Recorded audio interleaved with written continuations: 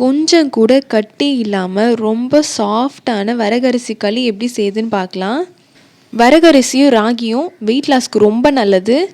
நான் இப்போ 1 கிளாஸ் ராகி மாவில் களி செய்ய போகிறேன். அதுக்கு 1/4 கிளாஸ் வரகரிசி எடுத்துக்க போகிறேன். இப்போ அதை குக்கரில் போட்டு வேக வச்சு எடுத்துக்கலாம். வரகரிசிக்கு பதிலாக திணை, சாமை, குதிரைவாலி எந்த அரிசி வேணாலும் யூஸ் பண்ணிக்கலாம். நான் இதை சுத்தம் பண்ணி தண்ணியில் வாஷ் பண்ணி எடுத்துட்டேன். சிறுதானியத்துக்கு பதிலாக கருப்பு கவுனி அரிசி, மாப்பிள்ளை சம்பா அந்த மாதிரி அரிசியோட நொய்யும் யூஸ் பண்ணிக்கலாம். 1/4 கிளாஸ் வரகரிசிக்கு 2 கிளாஸ் தண்ணி இப்போ ஆட் பண்ணிக்கிறேன். என் பாட்டி அப்பாலாம் சின்ன வயசுலேருந்தே களி சாப்பிட்டு வளர்ந்தவங்க. அவங்கெல்லாம் இன்னமும் சின்ன பசங்க மாதிரி சுறுசுறுப்பாக இருக்காங்க. நாமளும் களியை டயட்டில் சேர்த்துக்கலாம். களிக்கு உப்பு ரொம்ப முக்கியம். நல்லா உரைக்கிற அளவுக்கு நல்லா உப்பு சேர்த்துக்கோங்க. அரிசி சாதத்துக்கு எப்போவும் 4 விசில் வைப்பேன். இதுக்கு 2 விசிலே போதும். 2 விசில் வச்சுக்கிறேன். நீங்கள் சாதத்துக்கு 2 விசில் வைக்கிறதா இருந்தால் 1 விசில் வச்சுக்கோங்க. இப்போ ஒரு பவுலில் 1 கிளாஸ் ராகி மாவு எடுத்துக்கலாம். இப்போ தான் ரொம்ப முக்கியமான ட்ரிக்ஸே இருக்குது. இப்போ இதை 1 கிளாஸ் தண்ணியில் நல்லா கரைச்சி எடுத்துக்கலாம். இந்த மாதிரி பண்ணுறதுனால சுத்தமாக கட்டியே வராது. இதுக்கு நார்மல் வாட்டர் தான் யூஸ் பண்ணணும். சுடு தண்ணி ஆட் பண்ணிடாதீங்க.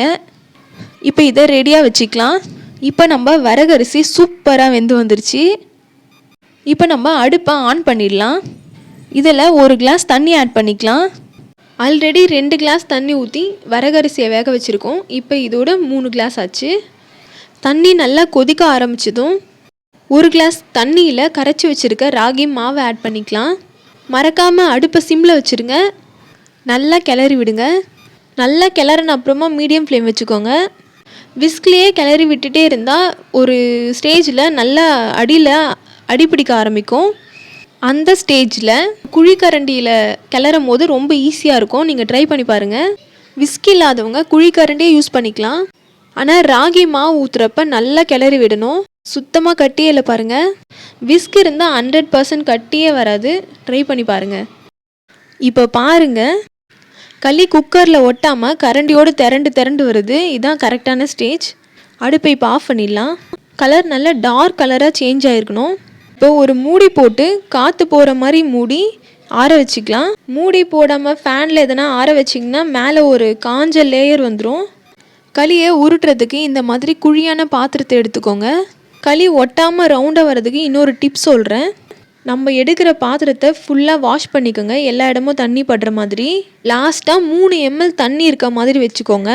இப்போ இதில் களியை போட்டு நல்லா உருட்டிக்கலாம். நான் கடையில் வாங்கின ரோஸ்டட் ராகி மாவு தான் யூஸ் பண்ணியிருக்கேன். வறுக்காமல் மிஷினில் அரைக்கிற ராகி மாவு யூஸ் பண்ணிங்கன்னா களி ரொம்ப சாஃப்டாக சூப்பராக இருக்கும். களி செய்கிறது ரொம்ப ஈஸி. நான் சொன்ன டிப்ஸ் எல்லாம் ஃபாலோ பண்ணி செஞ்சு பாருங்கள். ரொம்ப ஈஸியாக வரும். வெயிட் லாஸ்க்கு ட்ரை பண்ணுறப்ப சுத்தமாக கார்போஹைட்ரேட்டே சாப்பிடாமல் இருக்காதீங்க. லோ கார்போஹைட்ரேட் இருக்க இந்த மாதிரி மில்லட்ஸை சாப்பாட்டில் சேர்த்துக்கோங்க. வெயிட் லாஸ்க்கு ஹெல்ப் பண்ணுறது மட்டும் இல்லாமல் பிபி, கொலஸ்ட்ரால், டயபெட்டிஸ் எதுவும் வராமையும் ப்ரிவென்ட் பண்ணும். களிக்கு நான் கீரை குழம்பு செஞ்சுருக்கேன். நல்ல புளிப்பாக தக்காளி சட்னி, காரக்குழம்பு, கருவாட்டு குழம்பு எந்த குழம்புனாலும் ட்ரை பண்ணி பாருங்கள். சூப்பராக இருக்கும். என் வீடியோ உங்களுக்கு யூஸ்ஃபுல்லாக இருக்குதுன்னு நினச்சிங்கன்னா சேனலை சப்ஸ்கிரைப் பண்ணி வச்சுக்கோங்க. ஹெல்த்தியாக ஆரோக்கியமாக இருங்க. Happy weight loss journey. பாய்.